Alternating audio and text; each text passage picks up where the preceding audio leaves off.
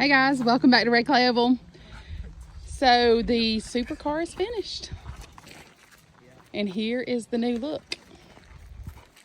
Let us know what you think in the comments. And the total new look for her.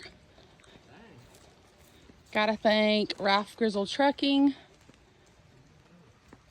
Cleveland Wood Preserve, Train Chassis, Thomas Garbage Removal, Hopes and Dreams Performance, King and Company.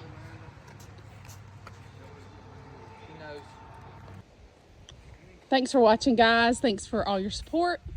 Let us know what you think in the comments. Follow us on Facebook, TikTok as well.